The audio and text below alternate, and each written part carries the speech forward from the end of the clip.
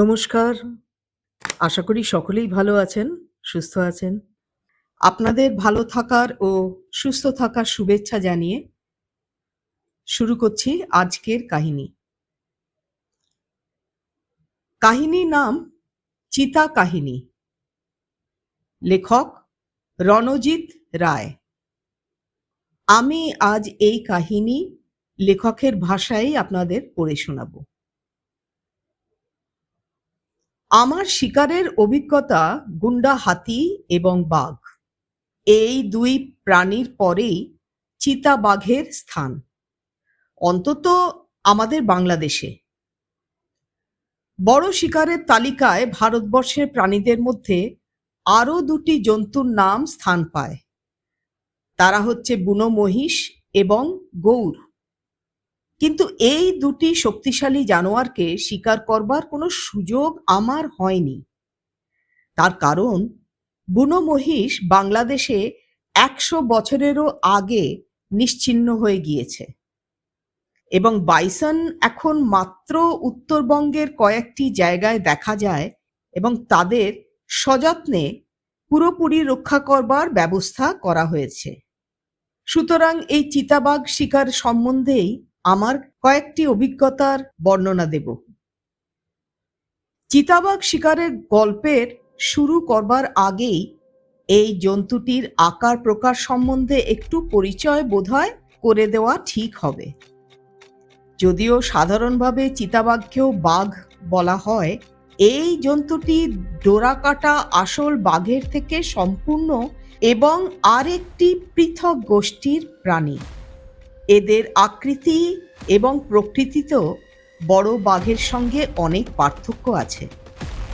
বড় বাঘের চাইতে এরা লম্বায় এবং ওজনে অনেক কম হয়। একটি বড় বাঘ সাধারণত লম্বায় ৯.৫ থেকে ১০ ফুট এবং ওজনে ৪৫০ থেকে ৫০০ পাউন্ড পর্যন্ত হয়। চিতাবাঘ ৭.৫ ফুট লম্বা হলেই বেশ বড় বলে ধরা চলে এবং ওজনেও ১৫০ পাউন্ডের বেশি সচরাচর হয় না। চিতাবাঘ ডোরাদার বড় বাঘের চাইতে সংখ্যায় অনেক বেশি পরিমাণে এ দেশে সর্বত্রই আগে পাওয়া যেত, কিন্তু ক্রমেই জনবসতি বাড়বার জন্য লোকালয়ের আশেপাশে সমস্ত জঙ্গল কেটে ফেলায় এদের সংখ্যাও এখন অনেক কমে গেছে। ৩০-৪০ বছর আগে গ্রামাঞ্চলে, এমনকি অনেক শহরের গা ঘেঁষা ছোটোখাটো জঙ্গলে এদের দেখা মিলত।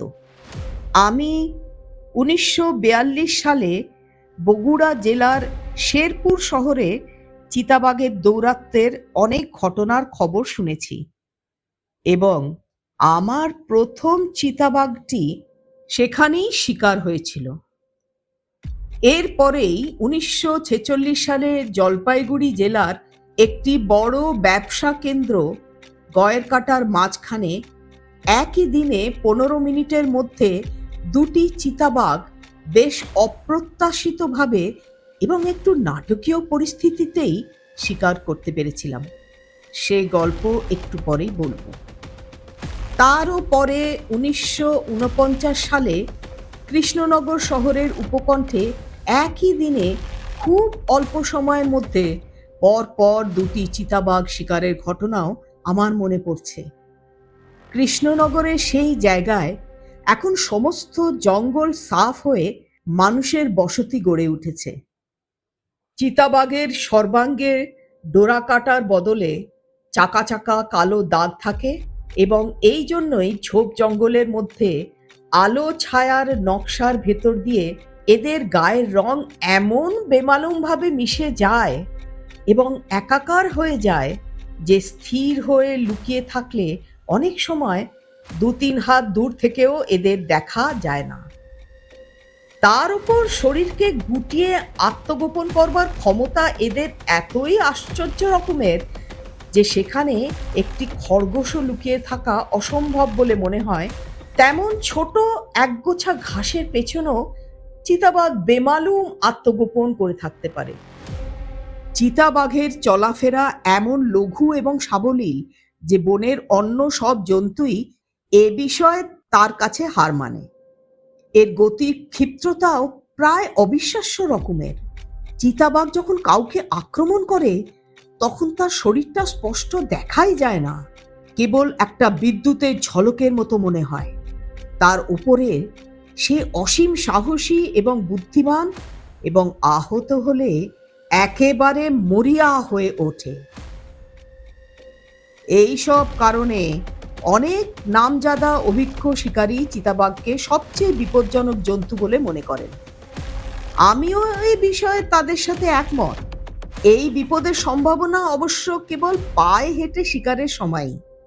গাছের ওপর মাচা বা অন্য কোনো সুরক্ষিত জায়গা থেকে গুলি চালালে নয়।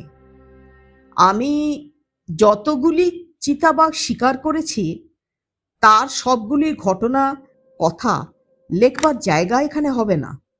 যদিও এরকম শিকারে প্রতিবারই কিছু নতুনত্ব এবং প্রচুর উত্তেজনা থাকে। আজ বাছাই করে আমার সবচেয়ে স্মরণীয় কয়েকটি ঘটনাই বলবার চেষ্টা করব। প্রথমে যে গল্পটি বলছি সেটার ঘটনাকাল হলো 1946 সালের অক্টোবর মাস। ঘটনাস্থান জলপাইগুড়ি শহর থেকে 20 মাইল পূব দিকে আলিপুরদুয়ার যাওয়ার পথে গয়েরকাটা নামে একটি বড় গঞ্জ অথবা ব্যবসা কেন্দ্র। ওই দিন আমি আলিপুরদুয়ার থেকে সফর সেরে জলপাইগুড়ি ফিরেছিলাম। গয়েরকাটার পৌঁছতে বিকেল হয়ে গেছিল, তাই সেই রাতটা সেখানকার সরকারি বাংলোতে কাটিয়ে পরের দিন জলপাইগুড়ি ফেরাই ঠিক করলাম। কারণ তখনও তিস্তা নদীর উপর পুল তৈরি হয়নি। রাতে ভেলার উপর জিপ চড়িয়ে তিস্তা নদী পার হওয়া খুব সুবিধের ছিল না। পিডব্লিউডির বাংলোয় আমার মালপত্র নামিয়ে রেখে তখনও একটু দিনের আলো রয়েছে দেখে আমি গয়েরকাটা বাজারের এক পাশ দিয়ে বয়ে যাওয়া আংরাভাষা নামে একটি ছোট্ট পাহাড়ি নদীতে মহাশোল মাছ ধরবার চেষ্টায় গেলাম। এমন সময় স্থানীয় কয়েকজন লোক এসে জানালো যে আমার কাছে তাদের একটি আর্জি আছে। কি বিষয়ে তাদের আবেদন আমি জানতে চাইলাম। তারা তখন বলল যে গয়েরকাটা বাজারের একধারে যেখানে সেখানকার কাঠগুদামের কর্মীদের বস্তি আছে, সেখানকার আদিবাসীরা দুটি চিতাবাঘের দৌরাত্ম্যে একেবারে অতিষ্ঠ হয়ে উঠেছে। তাদের সঙ্গে কথা বলে জানলাম যে তাদের বস্তির পরেই একটা খোলা জায়গার মাঝামাঝি প্রায় গজ 50 জুড়ে ঘন নিচু ঝোপের একটা জঙ্গল রয়েছে। সেটাই ওই চিতাবাঘ দুটির আস্তানা। প্রতিদিন সন্ধে হলেই তারা ওই জঙ্গল থেকে বেরিয়ে এসে নির্ভয় এবং অবাধে বস্তির ভিতরে ঘুরে বেড়ায় এবং ছাগল কুকুর যা পায় তাই ধরে নিয়ে যায়। মানুষকে তারা গ্রাহ্যই করে না, এবং গত 1 মাসের মধ্যে প্রায় 30টি গৃহপালিত জন্তুকে তারা এইভাবে শেষ করে দিয়েছে। যে সামান্য কয়েকটি তখনও অবশিষ্ট আছে তাদের রক্ষা করবার কোনো উপায় তারা ভেবেই পাচ্ছে না। তাদের সঙ্গে কথা বলে আরও জানলাম যে সেখানকার কাঠের ব্যবসায়ীদের মধ্যে একজন পাঞ্জাবি যুবকের একটি বন্দুক আছে।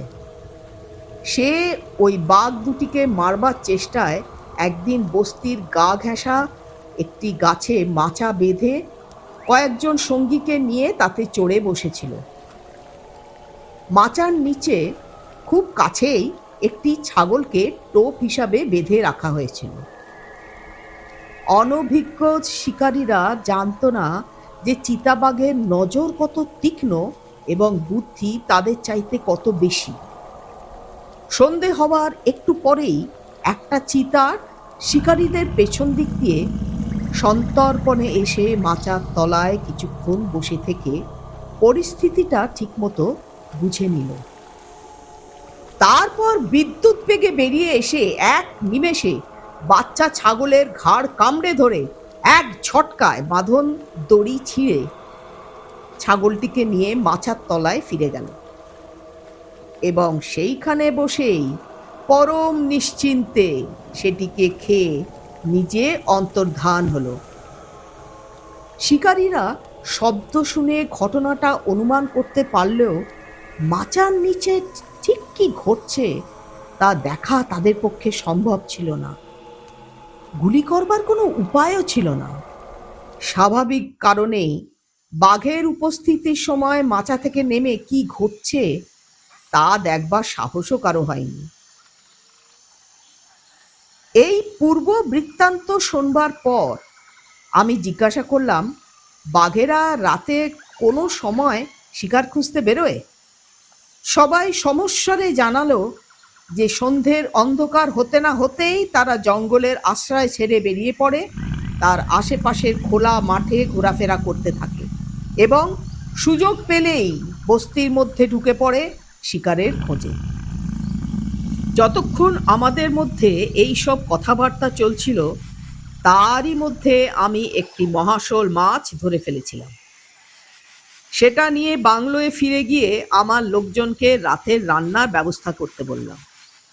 তারপর চা খাওয়া সেরে আমার শটগানটি তার বাক্স থেকে বের করে নিয়ে ভালো করে সেটির গা থেকে সব তেল মুছে ফেললাম, যাতে শিকারের সময় তাড়াতাড়ি বন্দুক চালাতে গেলে নল বা ট্রিগারে হাত পিছলে না যেতে পারে। তারপর কার্ট্রিজ ব্যাগ থেকে 2টি বুলেট ভরা এবং গুটি চারেক এসজি বাক শট কার্ট্রিজ পকেটে ফেলে সেই বস্তির দিকে ফিরে গেলাম। সেই সময় কৃষ্ণপক্ষ চলছিল। সন্ধে হতেই চারিদিক ঘন অন্ধকার নেমে আসবে, সুতরাং শিকারের সময় বাঘকে দেখবার জন্য একটি জোরালো টর্চ দরকার ছিল। আমি জিজ্ঞাসা করতেই সেই পাঞ্জাবি যুবকটি জানালো যে তার কাছে 5 সেলের বড় টর্চ আছে। আমি তাকে সেই টর্চটি নিয়ে আসতে বললাম এবং সেই সঙ্গেই জানালাম যে শিকারের সময় আমার নির্দেশ মতো তাকেই ওই টর্চের আলো ফেলতে হবে। সে তখনই তার টর্চ নিয়ে এলো এবং আমি কিছুক্ষণ ধরে তাকে তালিম দিলাম।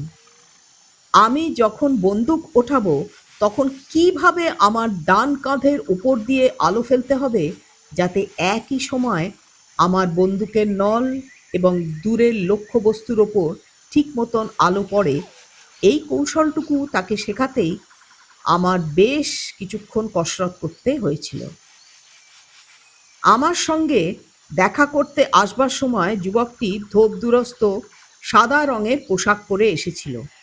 ওরকম পোশাক পরা থাকলে যে শিকারের আগেই সে বাঘের নজরে পড়ে যাবে এই কথা বুঝিয়ে বলে তাকে একটি গাঢ় রঙের পোশাক পরে আসতে বললাম।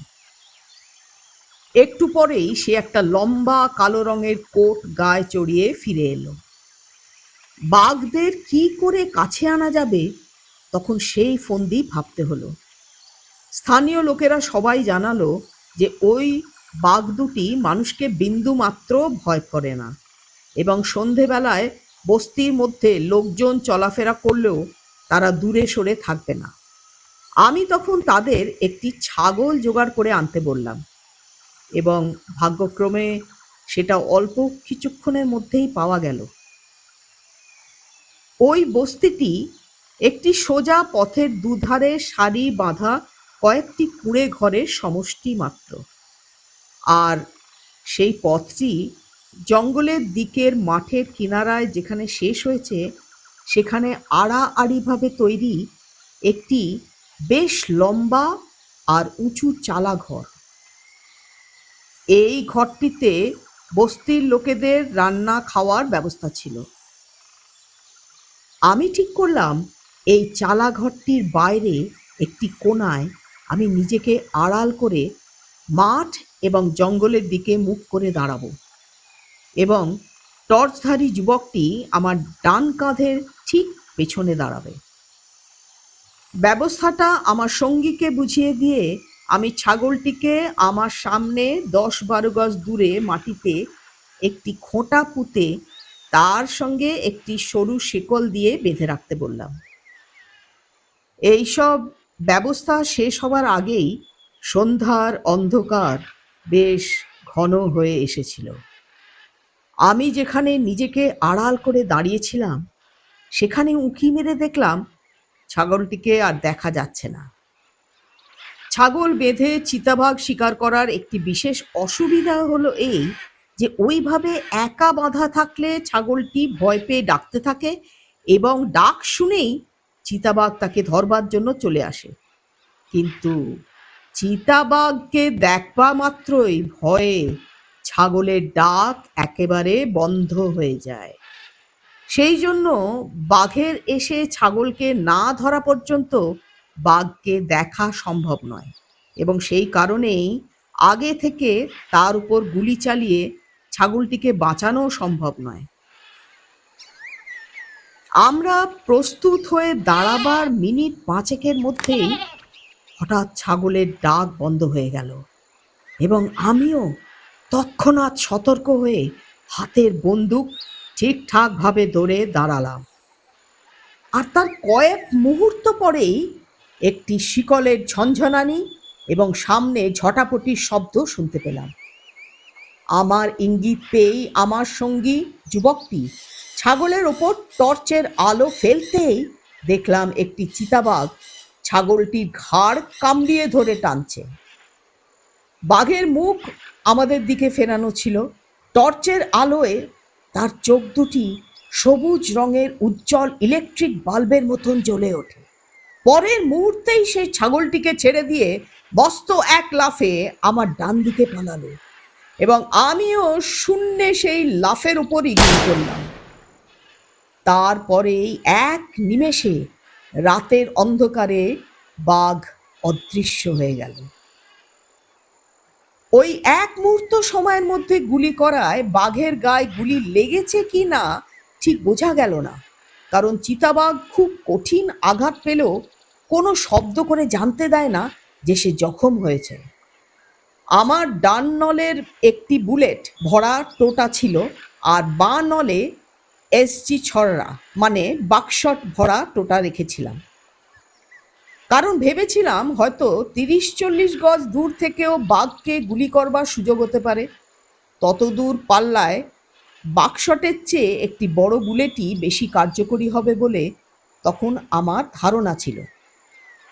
কিন্তু যত কাছ থেকে গুলি করার সুযোগ পেয়েছিলাম তাতে এসজি বাকশটের 9টি বড় ছড়রাই পুরোপুরি মারাত্মক হতো এবং সেই এক ঝাঁক ছড়রা দিয়ে ধাবন্ত বাঘের শরীরে লাগবার সম্ভাবনাও বেশি ছিল।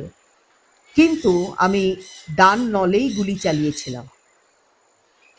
সে যাক, কথা ভেবে তখন আর কোনো লাভ ছিল না। ততক্ষণ বন্দুকের আওয়াজ শুনে অনেক লোক জড়ো হয়েছে। তখন দেখা গেল ছাগলটি মারা গিয়েছে, সুতরাং তাকে দিয়ে আবার কোনো বাঘকে আকৃষ্ট করবার সম্ভাবনা কম। বস্তিবাসীদের বললাম মরা ছাগলটিকে সরিয়ে নিয়ে যেতে এবং সেটিকে দিয়ে তারা যেন নিজেদের ভোজেরই ব্যবস্থা করে। ছাগলের দাম আমি দেব।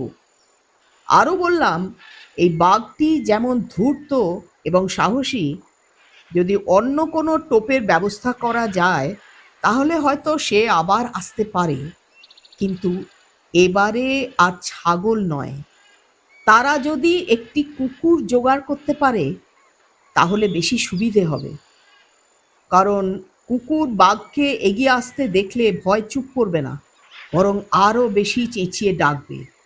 তাহলে আমি আগে থেকেই আলো ফেলে বাঘকে দেখতে পাবো এবং গুলি চালাতে পারবো। তাহলে কুকুরেরও প্রাণ রক্ষা হবে। সেদিন আমার বরাত সত্যি ভালো ছিল।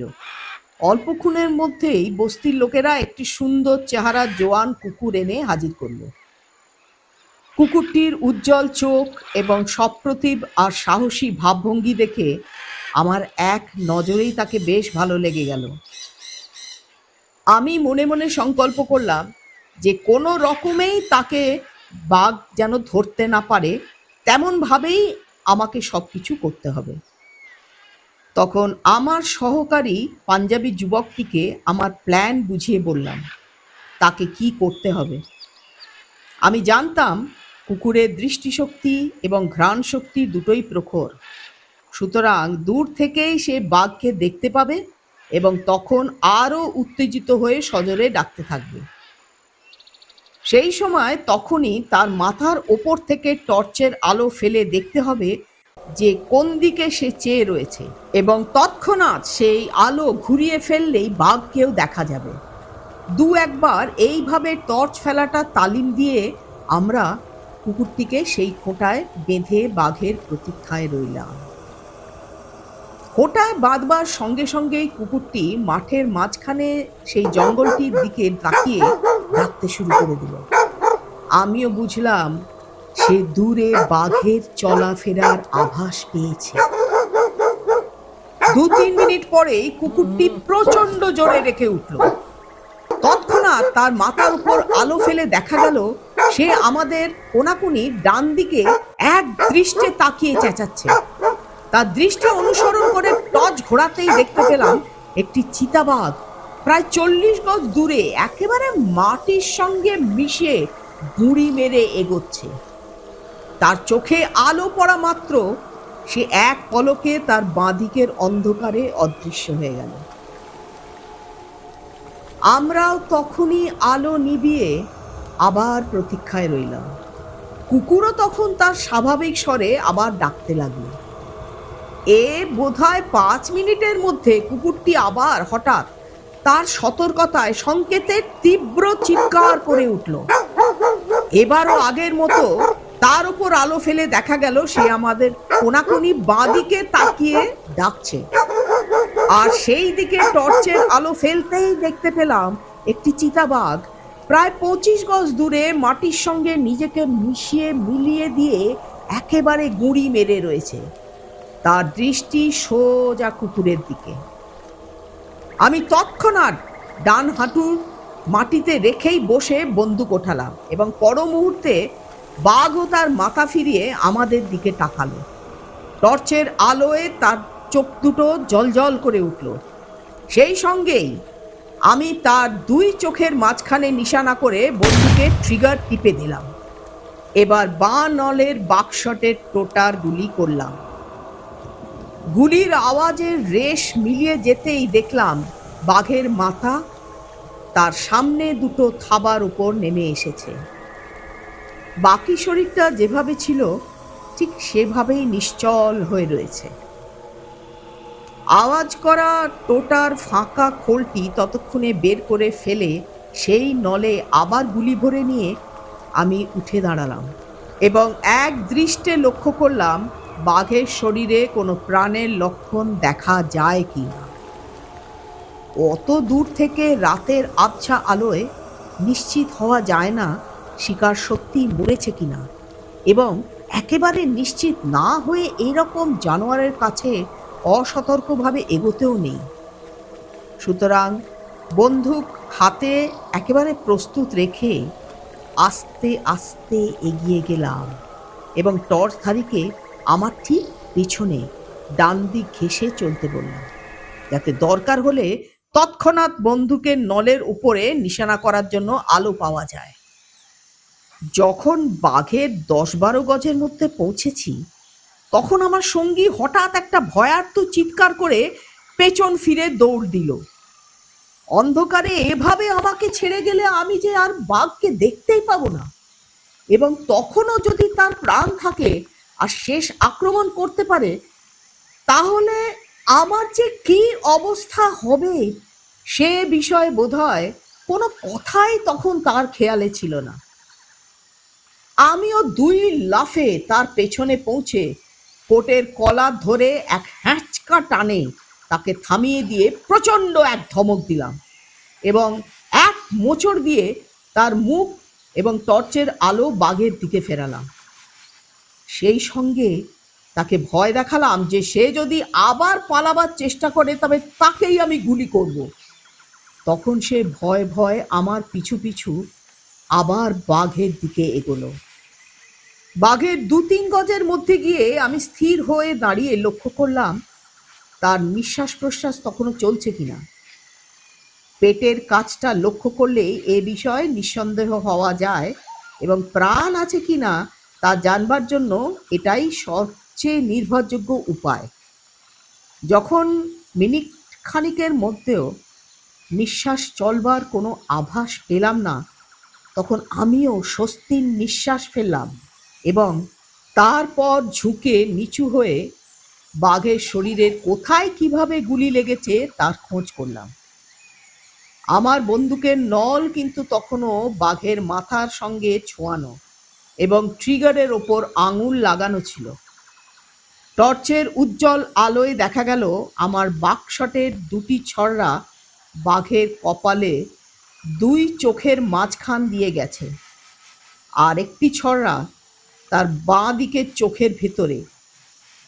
এ সবকটাই সোজাসুজি তার মগজে ঢুকে তৎক্ষণাৎ মৃত্যু ঘটিয়েছে বোঝা গেল। সে বেচারা বোধহয় বন্দুকের আওয়াজ শুনতেও পায়নি। তখন সোজা হয়ে দাঁড়িয়ে উঠে আমার সঙ্গীর পিঠ চাপড়ে তাকে আশ্বাস দিলাম যে আর কোনো ভয়ের কারণ নেই এবং তার সহযোগিতার জন্যই যে আমার চেষ্টা সফল হয়েছে সেজন্য আমি তাকে তারিফও জানালাম। তখন তার মুখ থেকে ভয়ের ছায়া সরে গিয়ে আনন্দের হাসি ফুটে উঠেছে। ইতিমধ্যে বন্দুকের আওয়াজ শুনে আমার পেছনে রান্নাঘরের চালার কাছে বস্তিবাসীদের ভিড় জমিয়ে গিয়েছিল। চেঁচিয়ে তাদের ডাকতেই তারা ছুটে এগিয়ে এলো। তাদের উত্তেজনা আর আনন্দর প্রকাশের উচ্ছ্বাস দেখে আমারও মন সার্থকতার খুশিতে ভরে উঠেছিল। তখন কয়েকজন লোককে ভার দিলাম একটি বাঁশে বেঁধে ঝুলিয়ে বাঘটির দেহ আমি যে বাংলোয় সে রাত কাটাবো সেখানে যেন পৌঁছে দেয়। তারপর কুকুরটির কাছে গিয়ে তার গলার শিকল খুলে নিলাম এবং তার গায়ে মাথায় হাত বুলিয়ে আদর করে তাকে সাহস এবং সতর্ক বুদ্ধির জন্য তারিফও জানালাম। সেখান থেকে চলে আসবার সময় স্থানীয় লোকদের বললাম যে সে রাত্রের মাংস ভোজের সময় তারা যেন এই কুকুরটিকে বেশি করে ভাত আর মাংস তার প্রাপ্য পুরস্কার স্বরূপ দেয়। তারাও এক বাক্যে আমার এই প্রস্তাব সমর্থন করল। তখন বেশ রাত হয়ে গিয়েছিল বলে বাঘটিকে বাংলোর বারান্দায় রেখে দিয়ে আমি আমার রাতের খাওয়া সেরে ঘুমোতে গেলাম। মনে হলো গয়ের কাটায় বাঘের চামড়া ছাড়াবার ব্যবস্থা করলে অনেক দেরি হবে পরের দিন জলপাইগুড়ি ফিরতে। সুতরাং তাকে জিপে ট্রেলারে তুলে নিয়ে পরের দিন সকালেই রওনা হব এবং জলপাইগুড়ি ফিরে সেখানে সব ব্যবস্থা করা যাবে। পরের দিন সকালে উঠে প্রাতরাশ শেষ করে রওনা হওয়ার জোগাড় করছি, এমন সময় কয়েকজন স্থানীয় বাসিন্দা এসে দেখা করতে চাইলেন। তাদের আসবার কারণ জিজ্ঞেস করলে একজন বলল, হুজুর, কাল রাতে আমার বাড়ির বগলের জঙ্গলে একটি বড় বাঘ বড় কান্দিছিল। আরো প্রশ্ন করে ব্যাপারটা খোলসা করে নিয়ে বুঝলাম আমি আগের সন্ধ্যায় বাংলোয় ফিরে যাওয়ার পর ওই জঙ্গলের মধ্যে আরেকটি বাঘের কাতো গোঙানির শব্দ কিছুক্ষণ শোনা যায়। ক্রমে সেই শব্দ ক্ষীণ হয়ে মিলিয়ে যাওয়ায় বস্তিবাসীদের ধারণা হয়েছে যে আমি প্রথমবার যে বাঘটিকে গুলি করেছিলাম এটি সেই বাঘটি। আহত হয়ে জঙ্গলে ফিরে গিয়ে সেও কিছুক্ষণ পরে মারা গেছে। দ্বিতীয়বার যে বাঘটিকে গুলি করে পাওয়া যায় সে ওই প্রথম বাঘটিরই সঙ্গী। এই অপ্রত্যাশিত সুখবরে আমি খুবই উৎসাহিত হয়ে জানালাম যে আমি তখনই প্রস্তুত হয়ে ওই বাঘটিকে জঙ্গলের থেকে খুঁজে বার করতে যাব। এই কাজটি কিন্তু খুব সহজ ছিল না, কারণ সেই জঙ্গলের সবটাই মানুষের মাথা সমান উঁচু ঘন ঝোপে একেবারে ঠাস ভরা। তার মধ্যে কাঁটাওয়ালা গাছের সংখ্যাও বিস্তর ছিল। জঙ্গলটি অনেকটা গোলাকার এবং আড়াআড়ি ভাবে প্রায় 50 গজ হবে। তার ভেতরে পায়ে হেঁটে চলবার মতো পথই কোনো নেই। ঢুকতে গেলে জঙ্গল কেটে পথ তৈরি করে নিয়ে ঢুকতে হবে। ওভাবে পথ তৈরি করে বাঘের খোঁজ করা খুবই পরিশ্রম এবং সময়সাধ্য ব্যাপার। সে ব্যবস্থা করবার আমার সময়ও ছিল না। তখন জিজ্ঞাসা করে জানতে পারলাম সেখানকার এক কাঠের ব্যবসায়ীর একটি হাতি আছে। কাঠ বইবার কাজে তাকে লাগাতে হয়, কিন্তু শিকারের জন্য তাকে কখনো ব্যবহার করা হয়নি। আমি সেই হাতিটিকে গদি চড়িয়ে নিয়ে আসতে বললাম এবং সঙ্গে পাঞ্জাবি যুবকটিকেও তার বন্দুক নিয়ে আসবার জন্য ডেকে পাঠালাম। আমার আশা ছিল ওই জঙ্গলের এক ধার থেকে হাতি দিয়ে জঙ্গল ভেঙে এগোলে শেষ পর্যন্ত চিতাবাঘটিকে পাওয়া যাবে। আধ ঘন্টার মধ্যেই সব ব্যবস্থা করা হলো এবং আমি হাতির কাঁধে মাহুতের ঠিক পেছনেই বসে পূব দিক থেকে ঢুকে আস্তে আস্তে জঙ্গল ভেঙে এগোতে লাগলাম। পূব দিক থেকে শুরু করবার কারণ, তাহলে সূর্যের আলো আমাদের পেছনে থাকবে এবং সেই জন্য চোখের উপর রোদ পড়ে দেখবার কোনো অসুবিধা হবে না। পাঞ্জাবি যুবকটিকে জঙ্গলের পশ্চিম সীমানার সঙ্গে এক লাইনে বস্তির রান্নাঘরের কোণায় দাঁড়িয়ে থাকতে বললাম, যাতে বাঘটি যদি তখনও বেঁচে থাকে তাহলে হাতির তাড়া খেয়ে সে ওই দিক থেকেই পালাবার চেষ্টা করলে যুবকটি গুলি চালিয়ে তাকে রুখতে পারবে। এইভাবে যখন জঙ্গলের প্রায় 3/4 ভাঙা শেষ হয়েছে, তখন হাতিটি খুব চঞ্চল হয়ে ভয়ের সঙ্গে চিৎকার করতে লাগলো। কিছুতেই তাকে আর সামনের দিকে চালানো গেল না। মাহুত অঙ্কুশ মেরে তাকে চালাবার চেষ্টা করতেই সে এমন দাপাদাপি করে গা ঝাড়া দিতে শুরু করলো যে আমাদের তার পিঠে বসে থাকাই প্রায় অসম্ভব হয়ে পড়ল। আমি বুঝলাম যে বাঘটি আমাদের সামনের জঙ্গলের বাকি অংশের মধ্যে কোথাও রয়েছে এবং তার গন্ধ পেয়েই ওই শিকারে অনভিজ্ঞ হাতি ভয় পেয়েছে। তখন জোর করে তাকে চালাতে গেলে আমরাই হয়তো একটি দুর্ঘটনায় পড়ব। তখন আমি হাতিকে পিছু হটিয়ে আবার জঙ্গলের পূব দিকের সীমানায় নিয়ে যেতে বললাম এবং পাঞ্জাবি যুবকটিকে ডাকিয়ে এনে সেখানে হাতির পিঠে বসিয়ে ওই দিকটার পাহারায় রাখলাম এবং তারপর আমি পায়ে হেঁটেই পশ্চিম দিক থেকে সাবধানে জঙ্গলে ঢুকে বাঘের খোঁজ করা মনস্থ করলাম। আমাকে একলা ওই জঙ্গলের দিকে এগোতে দেখে 2 জন স্থানীয় যুবক, বোধহয় কাঠের গোলার কর্মী হবে, এগিয়ে এসে বলল যে তারাও আমার সঙ্গী হবে। তাদের দৃষ্টিশক্তি আমার চেয়ে তীক্ষ্ণ এবং বন জঙ্গলের মধ্যে আমার চেয়ে সহজে এবং স্পষ্ট করে সবকিছু তাদের নজরে আসবে, এ কথা ভেবে আমি খুশি হয়েই তাদের সঙ্গে নিতে রাজি হলাম। শুধু তাদের ভালো করে বুঝিয়ে দিলাম যে তারা যেন সব সময় আমার থেকে ঠিক 1 পা পিছিয়ে আমার প্রায় গা ঘেঁষে দুজনে দুধারে থাকে। ভুলেও যেন আমাকে ছাড়িয়ে তারা না এগোয় অথবা এদিক ওদিক সরে না যায়, তাহলে বাঘ আক্রমণ করলে আমি তাদের রক্ষা করতে পারবো না। যুবক দুটি ওই বনাঞ্চলের আদিবাসী, সুতরাং এই ব্যবস্থার গুরুত্বটা সহজেই তারা বুঝতে পারল। একটা করে লম্বা জঙ্গল কাটবার দা হাতে তারা আমার সঙ্গে এগিয়ে চলল। জঙ্গলের হাত দুয়ের মধ্যেই পৌঁছেই আমরা নিচু হয়ে আলো ছায়া চোখ ধাঁধানো ঝোপের তলায় যতটুকু জায়গা দেখা যায় তন্ন তন্ন করে দেখতে লাগলাম। প্রথমে কিছুই চোখে পড়ল না। তখন দৃষ্টি ফিরিয়ে এনে কিভাবে ঝোপের ভেতর ঢুকবো ভাবছি, এমন সময় হঠাৎ মাত্র 3 হাত দূরেই সেই আলো ছায়ার ভাঙাচোরার নকশার একটা টুকরো যেন জমাট বেঁধে রইল। তারপরেই দেখলাম সেটা একটি চিতাবাঘের শরীর, ঘাসের ওপর লম্বা হয়ে পড়ে রয়েছে। ঝোপের পাতার অসংখ্য কালো কালো ছায়ার টুকরো, আর তারই ফাঁকে ফাঁকে হলুদ রঙের রোদের আলোয় যে জটিল নকশা তৈরি করেছিল।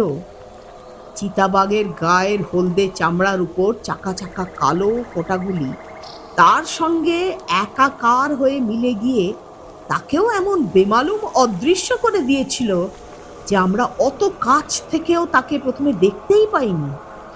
যদি সে তখনও বেঁচে থাকতো এবং আক্রমণ করার ক্ষমতা রাখত, তাহলে সেদিন একটা বড় দুর্ঘটনা এড়ানো সম্ভব হতো না বোধহয়।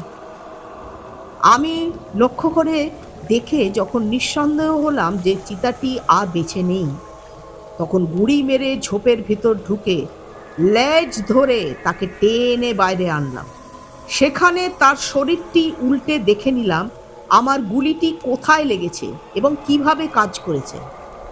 দেখা গেল 520 গ্রে ওজনের ভারী কন্ট্রাক্টাইল গুলিটি বাঘের শরীরের ডান কনুইয়ের ঠিক পেছন দিকে লেগে আড়াআড়ি ভেদ করে চলে গেছে হৃৎপিণ্ড ঠিক উপর দিয়ে। আর যদি 2 ইঞ্চি নিচে লাগতো তাহলে হৃৎপিণ্ড ভেদ হয়ে বাঘটি বোধহয় ওখানেই পড়ে যেত এবং কয়েক সেকেন্ডের বেশি বাঁচতও না। কিন্তু তা হয়নি। সেই জন্যেই সে আরও কিছুক্ষণ বেঁচে ছিল এবং রক্তক্ষরণের এবং আঘাতের শকে মারা যায়। এমন অপ্রত্যাশিতভাবে উপদ্রবকারী ওই দুটি চিতাবাঘকে অত সহজে এবং অল্প সময়ের মধ্যে শিকার করবার চেষ্টায় সফল হওয়ায় আমার মন খুশিতে ভরে গিয়েছিল। এবং এই প্রসঙ্গে উল্লেখ করা যেতে পারে যে গুলি চালাবার পর দুবারই আমি সঙ্গে সঙ্গেই আমার ডান হাত ঘড়িটিতে সময় দেখেছিলাম। প্রথমবার গুলি করেছিলাম ঠিক 7টায় এবং দ্বিতীয় গুলিটি করেছিলাম 7টা 15 মিনিটে। আমার গেম রেজিস্টারে লেখা হয়েছে সেই তারিখটি 28শে অক্টোবর 1946 সাল। দ্বিতীয় বাঘটিকে বাংলোয় নিয়ে গিয়ে দুটি বাঘেরই মাপ নেওয়া হলো। প্রথম বাঘটি লম্বায় 5 ফুট 11 ইঞ্চি ছিল আর দ্বিতীয়টি 6 ফুট 6 ইঞ্চি। এই ধরনের গ্রামের আশেপাশে চিতাবাঘেরা প্রায় বেশি বড় হয় না। এদের রঙও কিন্তু ফিকে ধরনের হয়। আর যেসব চিতাবাঘ একটু গভীর জঙ্গলে দেখা যায় তারা অনেক সময় এদের চেয়ে বেশ কিছুটা বড় হয় এবং তাদের গায়ের রঙও বেশ গাঢ় হয় এবং চামড়ার জৌলুসও বেশি থাকে। বাঘ দুটিকে আমার জিপে ট্রেলারে তুলে রোদের আঁচ এড়াবার জন্য তেরপল ঢাকা দিয়ে আমি যখন জলপাইগুড়ি ফিরে যাবার জন্য রওনা হব, তখন স্থানীয় লোকেরা দল বেঁধে এসে আমাকে তাদের শুভেচ্ছা এবং ধন্যবাদ জানিয়ে বিদায় দিল। জলপাইগুড়ি ফিরে যখন বাড়িতে পৌঁছলাম, তখন আমি এই শিকারের কথা প্রথমে বলিনি। একটু পরে প্রকাশ করে সবাইকে একটু তাক লাগিয়ে দেবার ইচ্ছে ছিল। কিন্তু আমার জিপের ড্রাইভার মনু মিয়া, যে বহু বছর ধরেই আমার একান্ত বিশ্বাসী, প্রভুভক্ত, সাহসী এবং অনুরাগী সঙ্গী ছিল, সে পৌঁছেই কলেবর করে এই শিকারের খবর ঘোষণা করে দিল। তার এরকম করবার একটা কারণও ছিল। আমি ওই বছরে মানে 1946 মার্চ মাসে জলপাইগুড়ির ডেপুটি কমিশনার হয়ে ওই জেলার কাজে যোগ দিই। তখন থেকে কয়েকবার উদ্বেগ করেও একবারও শিকারের যোগ্য একটি জন্তুও দেখতে পাইনি। এতে আমার চেয়ে মনুরই আশাভঙ্গর দুঃখ বেশি হয়েছে। তাই সে আমার এই সফলতায় আর চুপ করে থাকতে পারিনি বেশিক্ষণ। সবাইকে জানিয়ে সে তার আনন্দর ভাগ করে নিয়েছিল সকলের সঙ্গে। এইভাবেই শেষ হলো এই চিতা কাহিনীটি।